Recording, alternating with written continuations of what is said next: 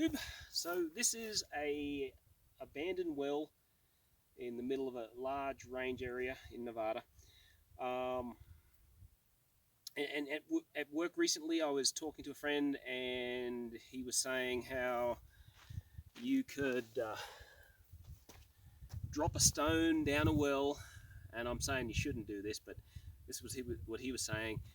And you can drop it down, and then you wait for it to hit the bottom and splash, and then you can tell there's water in the well, and by counting the seconds as it reverberates up the well, you can get an indication of how deep the well is. This is not the best idea for a couple of reasons. One, not terribly accurate, so you're not going to get a precise-ish reading on how deep the well is. Two, all it's telling you is that there's water in the bottom of the well, so you might have 2 inches of water and it's still going to splash and reverberate back up the well, but that 2 inches of water is totally useless for pumping water out of, for stock or gardening or whatever. So what you want to do, you want to be able to get the static level, which is the actual level of the water, and you also want to get the actual depth of the well. And if there's a decent measurement between the static and the depth of the well, there's a good chance you're going to get some sort of water out of there. You don't know exactly how much that's going to be, such as this one here. I've already tested this.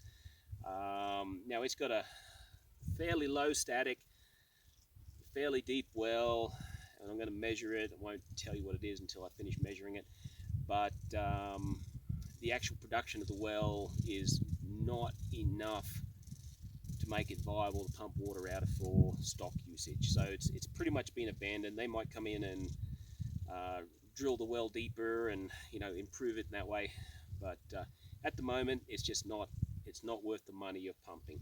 But anyway, so first thing I'm going to do is check the static level, and I'm going to do that with a weight. But that weight, which is a cola soda can, a bottle, that weight, it's got weight. I can feel it on there, but it's only half full bottle. So when it actually gets down to the static level where the water is, it's going to float, and I'm going to be able to feel the weight come off it. So first I'm going to check the static. Oh, and I've got a line running out that way, a measuring tape, and I can run it out along that measuring tape, and I can work out what it is. Normally I would just pace it, but I brought the measuring tape today. So here we go. Drop it down the well. It's important that I've tied this thoroughly, and I've got a really good string line. This isn't coming off anytime soon, and it's not breaking anytime soon. But you don't want to be dumping stuff down people's well. So I've already hit water there,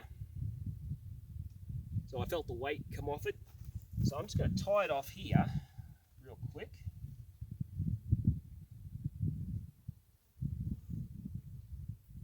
Onto that weight, just so can't accidentally go down. Then I'm going to pull this up.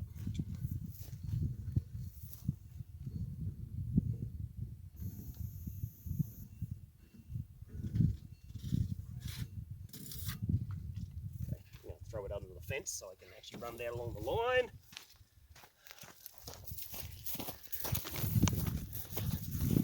Yeah, I apologise for the shaky picture, but I'm just going to walk this out along this measuring tape.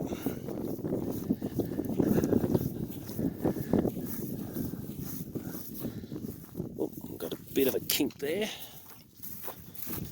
Let's see if I can take that out. Hold on a second. There we go.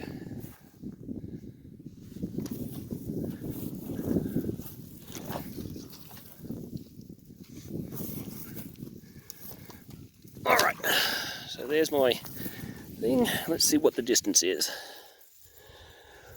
43 feet. See that there? So that means I've got a 43-foot static. So the actual level of the water is only 43 foot below ground, which is not bad. Okay, next thing I'm going to do is, give me a second.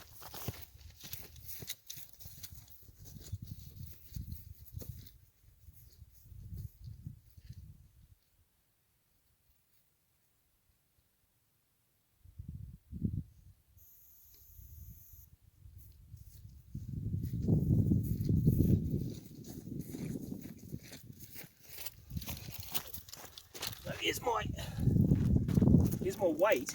Now, it's going to go all the way to the bottom, provided I've got enough string, which I may not have. But it's going to go all the way to the bottom, but it's not going to float when it hits the actual static water level. So it's just going to keep going down. I might feel a little bit of a reduction in weight, but it's not going to be very much.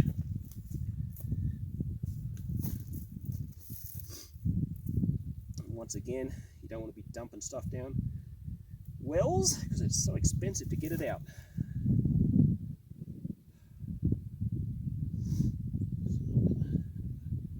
Really good fisherman's knot here. Well, I decided to do a fisherman's knot. That just felt like the right thing to do.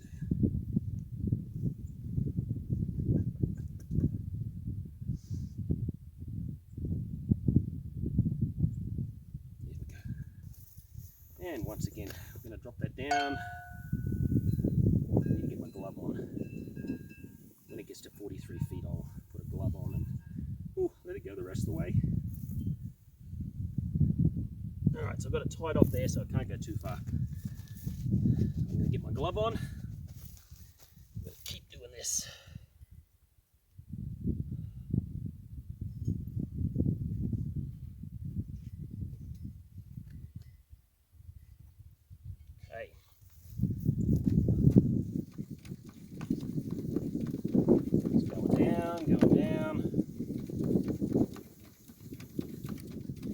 Going down.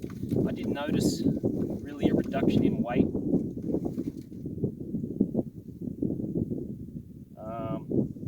when it hit the water, because it obviously went down below the static level, but now it's hit ground.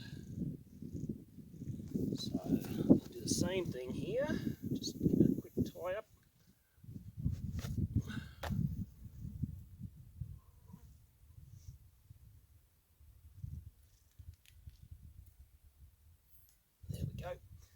We'll pull this out and we're going to run it back down the line and we'll see what the actual depth of the well is.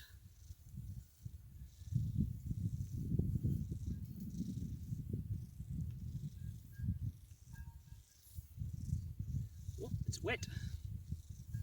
A bit smelly too. There we go. And underneath the fence.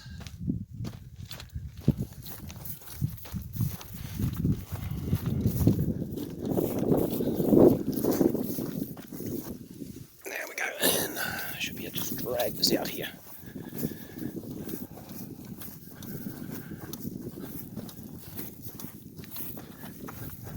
There's the water bottle, 43 feet, still got a ways to go.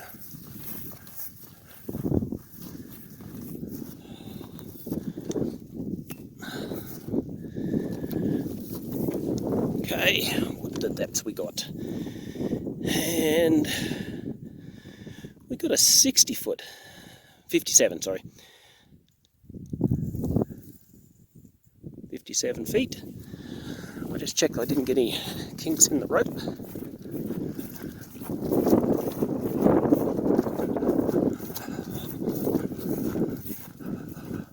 And I did. Okay.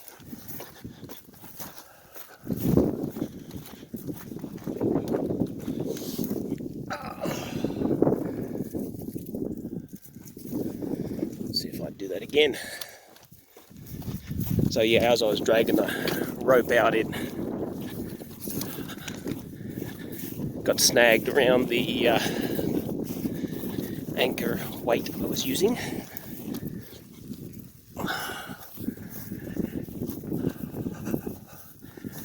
There we go. That's better. And there we are.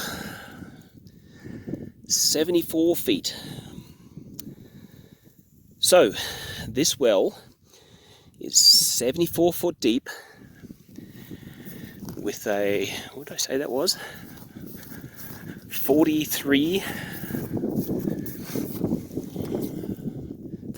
43 foot static. So you got what, 30 odd feet of water in that well. So, you know, if I was to look at that and I say, yeah, good chance I'm going to get some water out of that, and I would. But the next thing you're going to do, you actually get to run a pump test. And in the pump test with this well, from memory, it only produced about a gallon a minute, maybe not even that. It could have went down from that when I measured it, which means as far as having machinery here and pumping, it wasn't viable, and that's why it's now semi-abandoned until they do something else with it. But yeah, hope that helped, especially my friend at work, so he can test his well for depth. And yeah, that's it. I got a little picture. I might be able to, I drew a picture and forgot to bring it out here, but I might add that on to the end of the video. Okay, so this is just a little illustration I tried to do. Yes, I know it looks like a kindergarten's illustration, but here's my well, and oh, look at my little green bushes, sagebrush up there, the little sunlight. That's my ground level. Okay, this is my well casing coming down here. So in the test I just did, I ended up with a 43 foot approximately static water level. This is where I dropped the water bottle down and it floated on the top of the water right here. And then I come in and I drop down it was a monkey wrench, at least monkey wrench handle, and because it doesn't float, it's metal, it went all the way to the bottom of the well, and I got a well depth of approximately 73 feet. Wasn't 100% accurate on that, but I think it was 72, but anyway, approximately 73, you get the idea. So 73 minus 43 gives me 30 foot of water level inside the well, and that gives me an indication. It's not 100%, but it gives me an indication that there is going to be some sort of water in the well. Much better than, you know, 2 or 4 foot of water in the well. You just don't know what you're going to get with that. But with a, you know, 30 foot water level, I'm going to get something, chances are. And from years of experimentation with this particular well, I know that I do get at about a gallon a minute, depending on the season. And for this installation, that wasn't enough to warrant keeping the well running. So this well is mostly abandoned at the moment. But gallon a minute, I wish I had that at my place.